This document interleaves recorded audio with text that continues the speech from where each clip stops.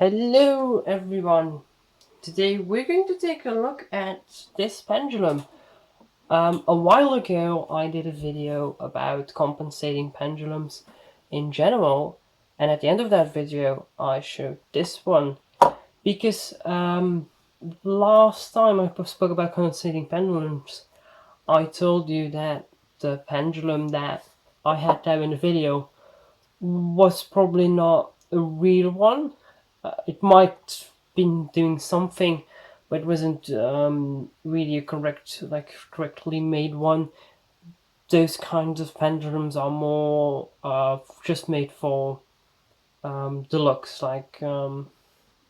It's just in modern clocks. It looks fancy, but they don't really serve that much purpose.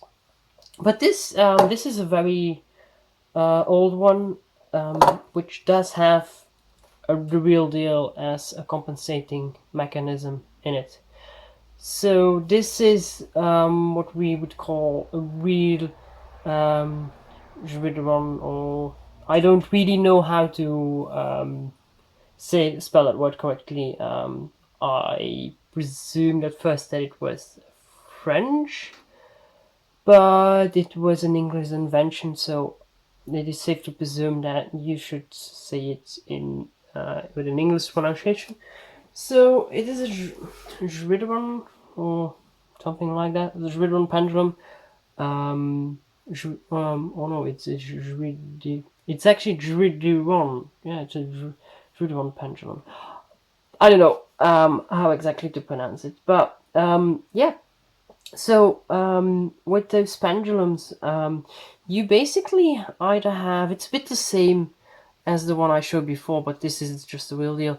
So you either have, the center rod is mostly just steel or iron, and then you either have other rods that are zinc, or in this case, brass. So the principle is basically the same, although this one probably works for real and the other does not.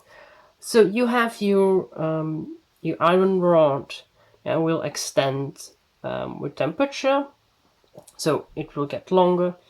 You get a bit of an error, so you want to compensate for that, and that's where the brass rods come in. They have a different temperature coefficient. So basically the way it works in this pendulum, so you see that you have the iron in the middle, and that's going all the way through. And then you have those outer two are also iron rods, but then you have the two brass rods here, and those are attached to this bracket. So what basically happens is this will extend because it gets hot, so the pendulum gets longer, but those two brass rods will also extend, and they will pull this entirety upwards. And as you can see on the back, this brass block has two screws in it, and they are screwed on the front to the iron rod.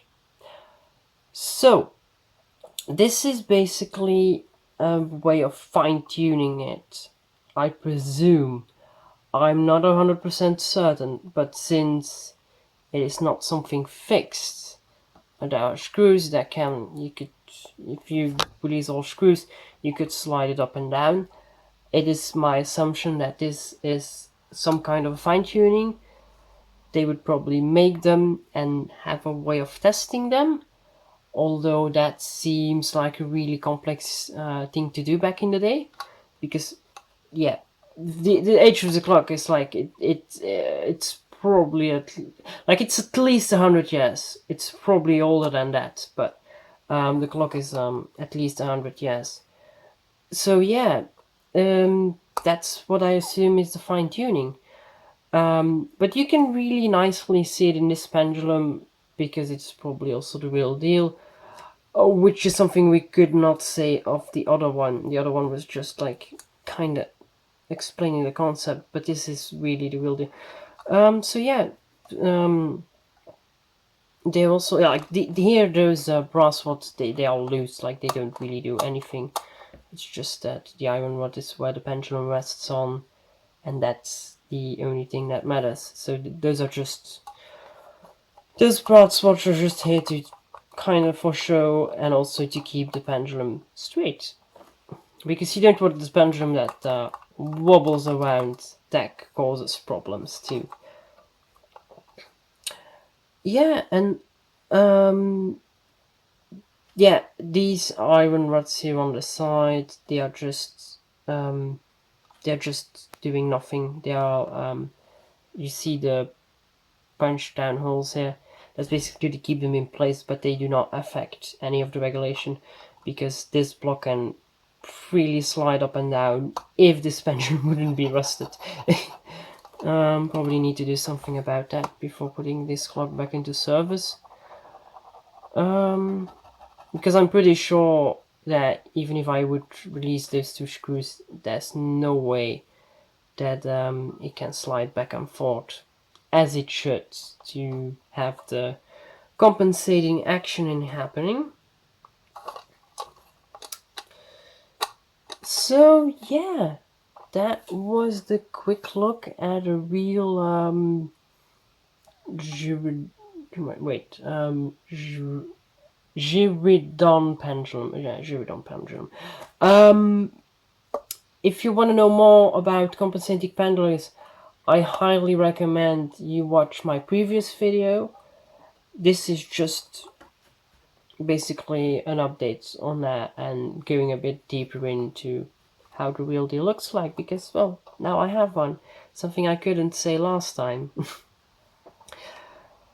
So, go watch that other video after this one.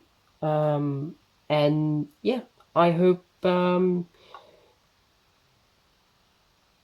so yeah, I hope you liked this video. I tried to put in some more like informative videos in from time to time, just not doing a repair or like showing what I'm doing or showing something from a clock. Because yeah, I think it's really interesting that the kind of stuff is also there on YouTube. So yeah, I hope you liked this video, and I'll see you in the next one. Bye bye.